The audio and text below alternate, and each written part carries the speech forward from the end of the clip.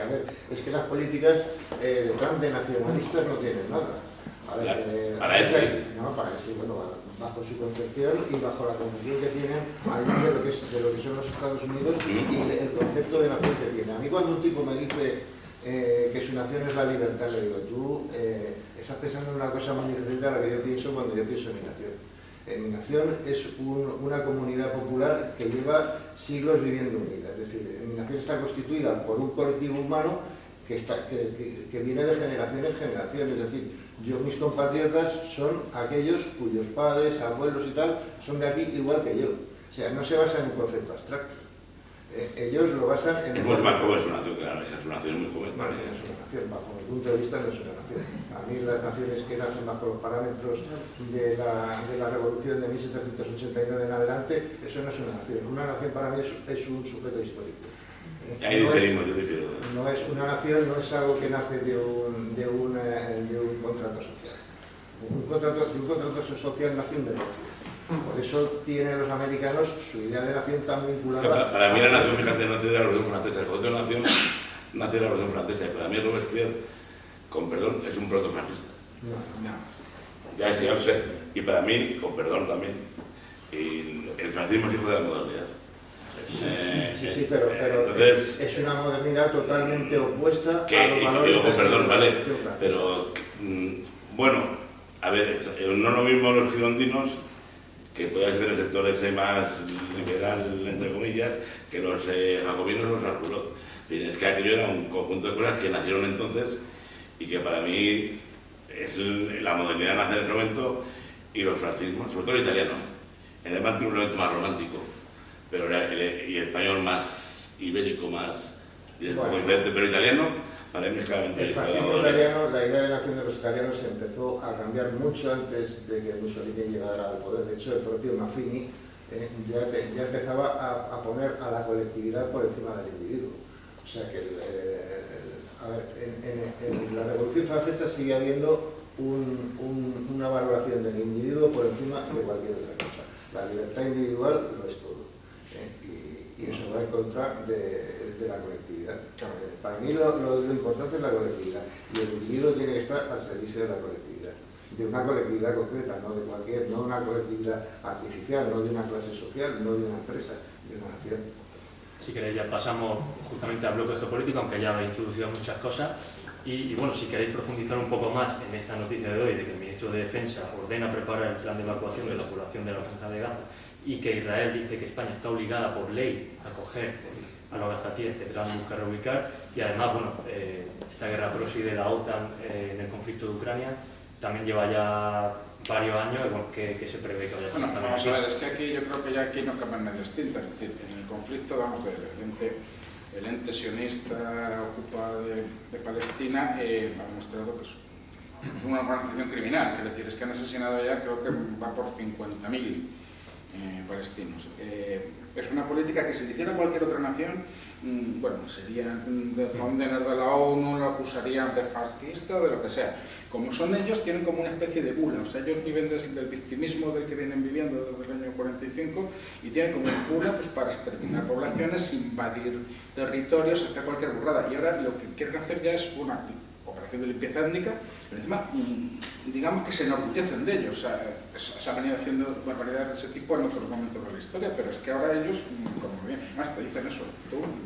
Ahí es donde se demuestra nuestro papel de estados vasallos. Es decir, que venga un señor de estos circuncidado y me venga a decir tú como España estás obligada y tal, está claro que ellos lo consideran y llevan razón, por desgracia, somos estados vasallos y quien manda y quien reparte el juego y quien manda y tal es el sionismo, el anglosionismo internacional. Y ese es el enemigo. Entonces yo lo veo desde la perspectiva de que ese es mi enemigo.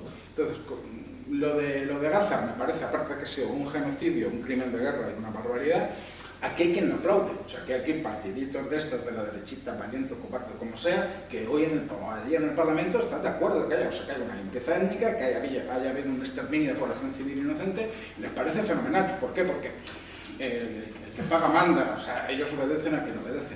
Entonces, claro, yo lo veo desde la perspectiva de la trinchera de enfrente, y yo a ese tipo de gente siempre lo veré como enemigos de mi pueblo, como enemigos de mi raza, como enemigos de mi dominación. Entonces, la perspectiva mía nunca va a ser objetiva. El tema, por ejemplo, de lo que hablábamos antes del tema energético, es decir, bueno, pues otro botón de muestra de en qué consideración tienen los yanquis a sus aliados, que para ellos son siervos, no han tenido ningún tipo de escrúpulo en volar el gasoducto del Nord Stream para que les compremos a ellos su gas licuado.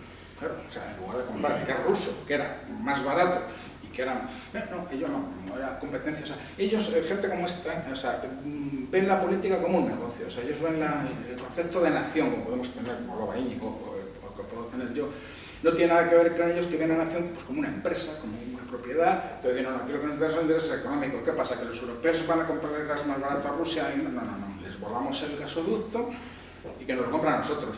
No han tenido ningún inconveniente en fomentar golpes de Estado, como el que hubo en Ucrania en 2014, que ha provocado una guerra que está desangrando el Donbass, desangrando Ucrania, y encima presentan como malo al otro, al que se defiende, que es todo tan hipócrita, es todo tan, no sé, con tan poca vergüenza en hacer las cosas cada vez con menos pudor, porque yo creo que uno de los principales cambios que ha introducido Trump respecto a los anteriores es que ya no se corta, o sea, los demás siempre utilizaban eufemismos para eso. Han hecho siempre eso y más barbaridades. Los Estados Unidos siempre han hecho barbaridades, han fomentado golpes de Estado, han creado falsas revoluciones, han asesinado. Pero bueno, lo cubrían con algún tipo de eufemismo. Estos, la diferencia es que lo hacen enorgulleciéndose como en plan más chulo, es que ya no tienen que disimular. Entonces, una cosa como lo de Gaza, que en otra época pues, hubiera hecho que la gente se la vamos a ver, esta gente, o sea, primero masacran a la población y ahora ya a los supervivientes los quieren expulsar para montar ahí una especie de puticlub o algo así, como lo que podía ser Cuba antes de Fidel, o sea, una cosa, el puticlub de los Estados Unidos, lo que era la Cuba de Batista, quieren hacer algo así en Gaza. Claro, eso no creo que quepa debate posible, es decir, eso es, o estás a favor, como esta gente que lo ha dicho en el Parlamento, que eso me parece estupendo, o estás radicalmente en contra, como puedo estar yo. Pero yo creo que ahí no hay ninguna posibilidad de llegar a ningún punto de acuerdo, es decir, ¿se está a favor de estas cosas o se está en contra? Yo estoy en contra, a quien está a favor, pero no creo que cualquier debate al respecto sería un debate estéril que no conduciría a ninguna cosa. José Ramón, ¿qué opinas tú acerca de estos dos conflictos y qué perspectiva? Estamos aquí para debatir, o sea que esto para empezar a hablar. Lo segundo, yo lo siento, pero las actitudes subjetivas en el análisis de las circunstancias políticas que nos rodean no llevan a ningún sitio más que a decir yo creo que, yo pienso que, a mí me parece que, y eso es legitimísimo, pero estamos aquí para otra cosa, según lo veo yo. A ver, toda potencia hegemónica defiende sus intereses por encima de todo. Esto lo hace los Estados Unidos desde, quizá 1898 es una buena fecha, que tanto nos costó. No solamente por Estados Unidos. Si queremos centrarnos en esta legislatura que sí, pero y en la anterior. A lo que voy es que las potencias defienden sus intereses. Los defiende los Estados Unidos, los defiende China, los defiende Rusia y los defiende con los medios que consideran convenientes. Entonces, pueden gustarnos o no, pero el hecho objetivo es que actúan así. ¿Qué es lo que está ocurriendo ahora? Pues está ocurriendo que, gracias a la llegada del presidente Trump, hay una tregua. Antes no había una tregua. Creo que la situación ha mejorado. Desde ese punto de vista ya no hay muertos, o por lo menos no los hay en la magnitud, con la frecuencia, con la intensidad con que se daban anteriormente. Así es que ese es un hecho que ha mejorado la vida de todos los de la zona. Eso para empezar. ¿Una tregua te refieres a Gaza? Claro, es de lo que estamos hablando. Me acaban de decir que me circunscriba, pues lo hago. Sí, bueno, hablemos de Gaza y hablemos de Ucrania también. Vale, pues entonces cuando queráis, vamos, dejo lo de Gaza porque parece que no es plan.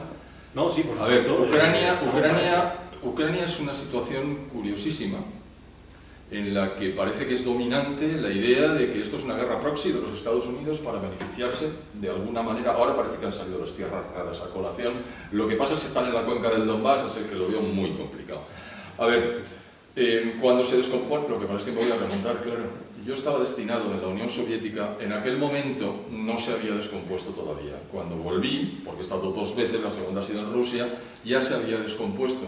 Y se llegó a varios acuerdos con los países miembros de la Unión Soviética para que no hubiera ninguna invasión en ningún caso. En los acuerdos de Budapest de 1994, entre Rusia, Ucrania y los que participaron después como garantes, que eran la Gran Bretaña, los Estados Unidos, Francia y no sé si Alemania, ya no me acuerdo, establecían que a cambio de la entrega por parte de Ucrania de todas sus ojivas nucleares, tengas en cuenta que Ucrania era la tercera potencia nuclear a la sazón, es decir, Rusia, Estados Unidos, Ucrania y luego a mucha distancia todos los demás, que por favor las fronteras quedaran garantizadas. Y en 2014 hubo una toma de la totalidad de la península de Crimea por los rusos, cosa que se entendía desde un principio porque Sebastopol está ahí y en Sebastopol está la flota. Y lo último que van a hacer los rusos es dejar que la flota se quede en manos de un tercero que vaya usted a saber quién es. Es cierto que había un acuerdo de leasing para que la flota permaneciera en el puerto por mucho que estuviera en territorio ucraniano hasta el año 2047, pero les dio igual.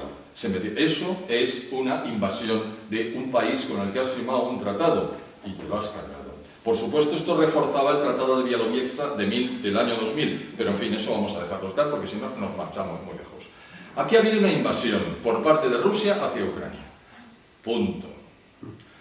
Que si ha sido motivada, que si ha sido inducida, que les han engañado. ¿Qué coño les han engañado? Se han tirado varios meses acumulando hasta 175.000 individuos, tropas, unitarios, al otro lado de la frontera, para luego lanzar una operación que es calcada de la de Guderian de 40, perdón. ¿Pero esto qué es? Pues estamos hablando de un país que se dedica a invadir a otro y luego decir que no, que es que le han engañado. Que es que la OTAN se está aproximando a sus fronteras y se sienten agredidos. Pero ¿desde cuándo la OTAN ha agredido a Rusia?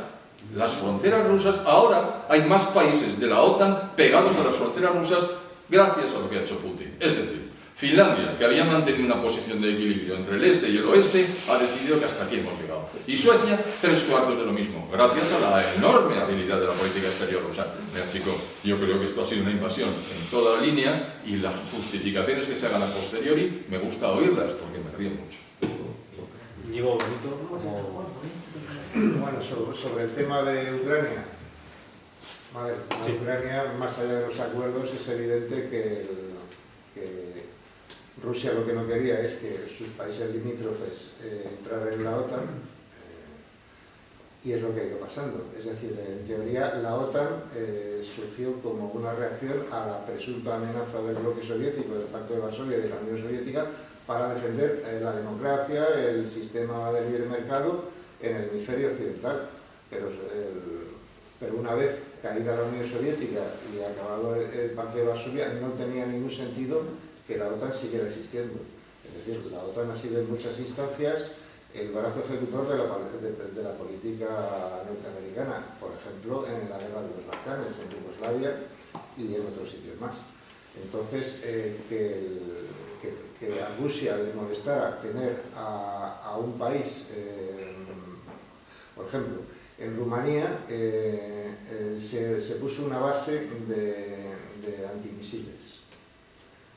Una base de antimisiles que en teoría era contra Irán. Eso no lo cree nadie.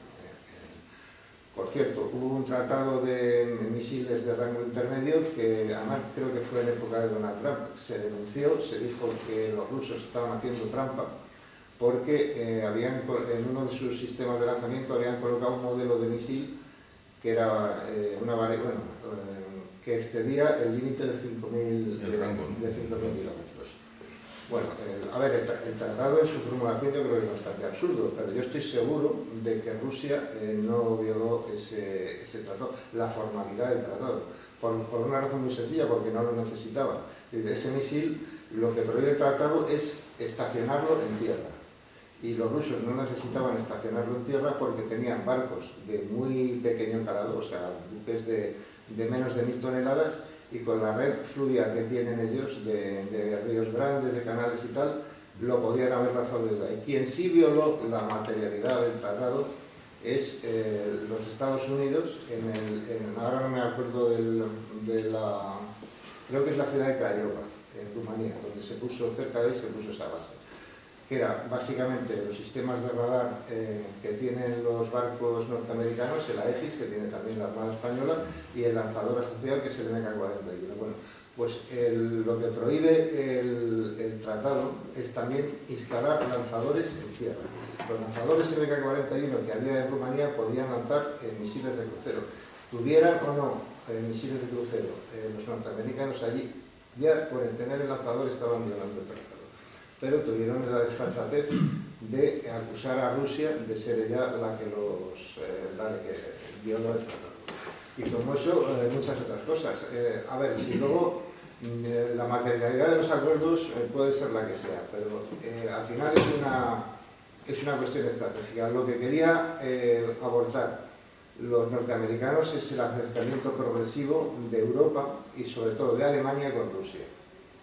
Y que la tecnología alemana unida al potencial humano y sobre todo el potencial de recursos naturales de Rusia creara una gran potencia continental en Europa que se convirtiera en una potencia hegemónica, que es lo que han tenido siempre los norteamericanos. Los norteamericanos siempre han estado tratando de eliminar a cualquier país que, bueno, como antes hicieron los británicos, es decir, cuando le tocó a Napoleón, le tocó a Napoleón, cuando le tocó a Hitler, le tocó a Hitler, pero el argumento es el mismo, es decir, las excusas son siempre que eres muy malo, que tú persigues a la gente, que tú estás en contra de los derechos humanos, pero hay un interés por ser una potencia hegemónica y una potencia hegemónica única.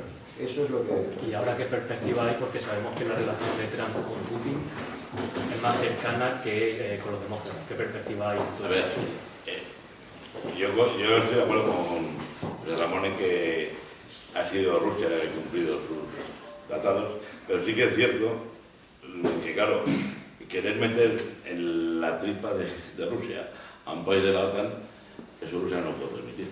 Es como si el Pacto de Varsovia, que ya no existe, suponte que México fuera del Pacto de Varsovia, entonces era valía Estados Unidos. Bueno, ya veíamos los misiles de Cuba, ¿no? No lo van a permitir bajo ningún concepto, los americanos, eso. Y Rusia tampoco lo tiene por qué permitir. Pero todo eso es administración Biden. La que ha impulsado esa guerra con armamento, con dinero para que aguante más y tal. Yo creo que la relación personal Putin-Trump, que parece una tontería, pero creo que se lleva más o menos bien, puede ser muy importante para que Ucrania, esa guerra se pare. Ahora, ¿cómo se pare?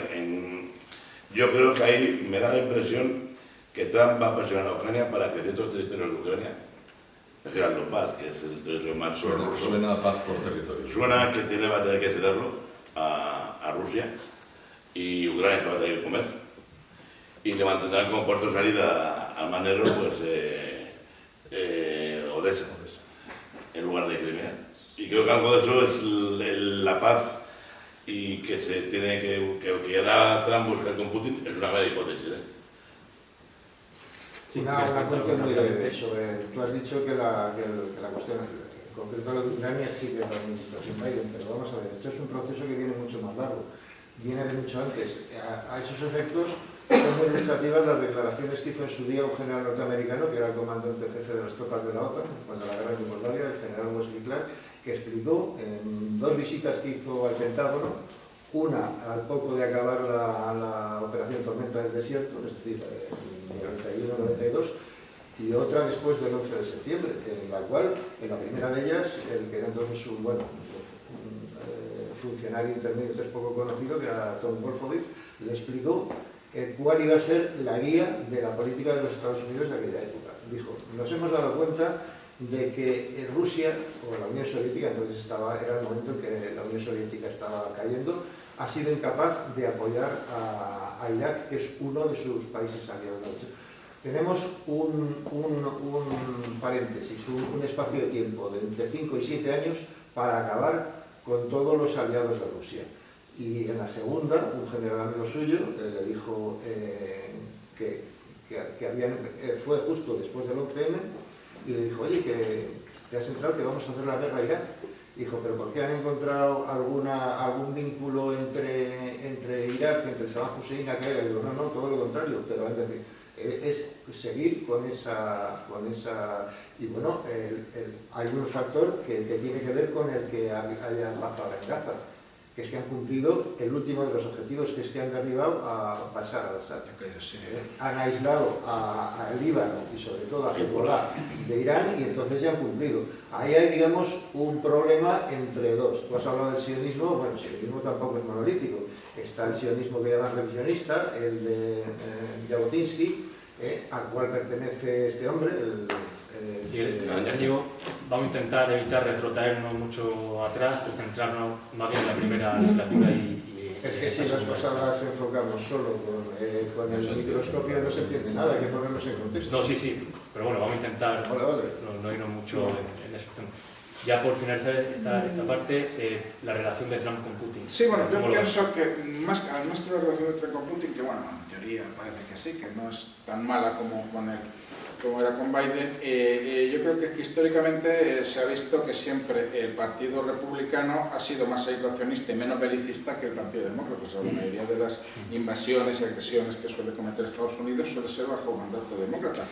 Los republicanos no es que sean mejores personas, simplemente pues, como empresarios, con una visión, como digo, de empresa, ven que las guerras salen caras y salvo que tengan un objetivo, o sea, que vayan a tener un beneficio muy inmediato, prefieren quedarse en su tierra, afortunadamente para los que estamos fuera. El tema de la guerra de Ucrania, yo pienso que sí que va a pararlo, pero por desgracia que lo vamos a pagar vamos a ser nosotros, porque ya me parece que una de las últimas declaraciones de esta mujer, que es como la reina de Estados Unidos, Ursula von der Leyen, esta correa de transmisión del imperialismo yankee, sobre lo convertir la Unión Europea en una sucursal de los intereses, es que tenemos que aumentar el presupuesto de defensa. Bueno, yo sería partidario que España aumentara su presupuesto de defensa, por supuesto, para defendernos de nuestros enemigos potenciales, evidentemente que los tenemos al sur, no los tenemos en Rusia.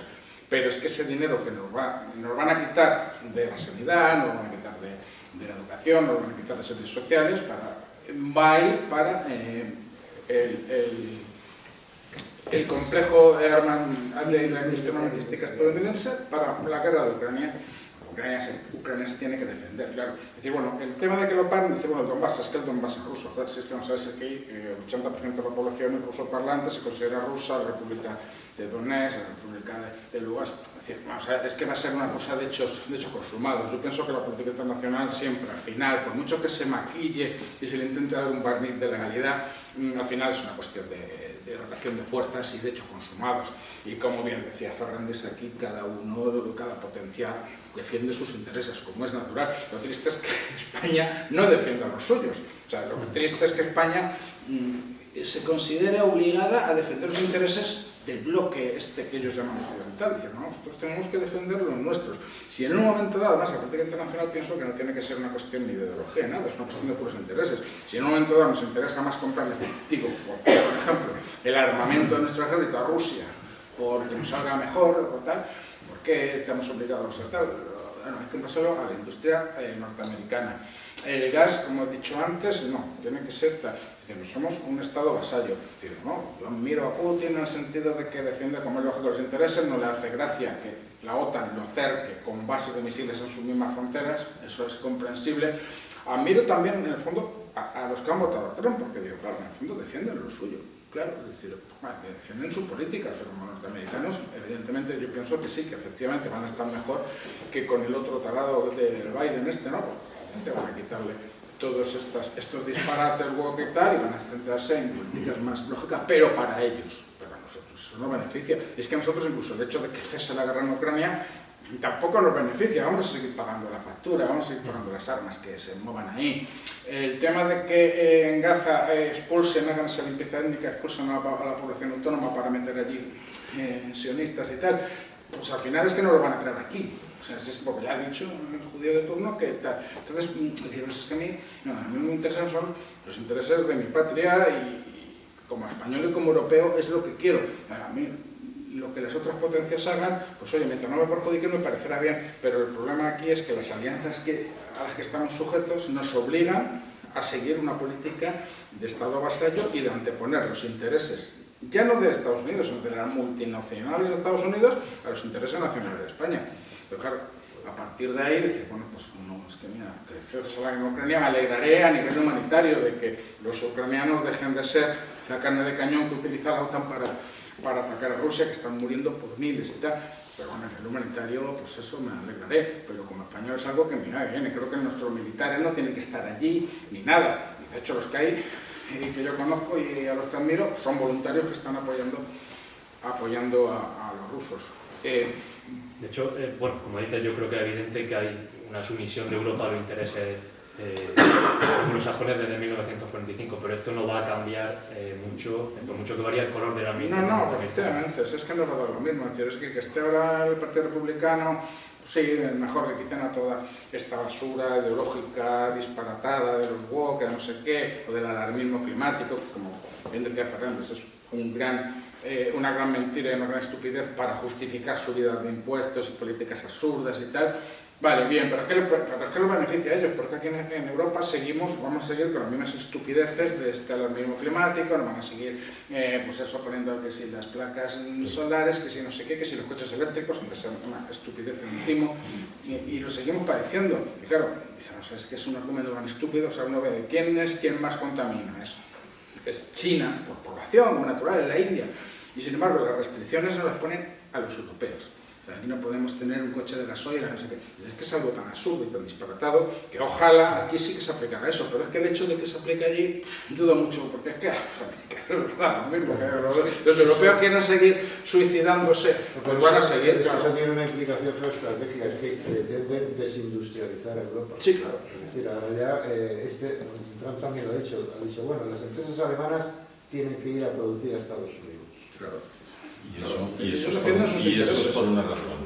Los costes de la energía en los Estados Unidos ya eran mucho más bajos que los costes en la Unión Europea, pero a raíz de la llegada de Trump van a ser enormemente más bajos. Y ya las empresas alemanas están saliendo directamente hacia Estados Unidos porque las que salieron hacia China se enteraron de lo que valía un peine y volvieron con una mano delante y otra atrás. Pero en Estados Unidos no les van a robar la propiedad intelectual.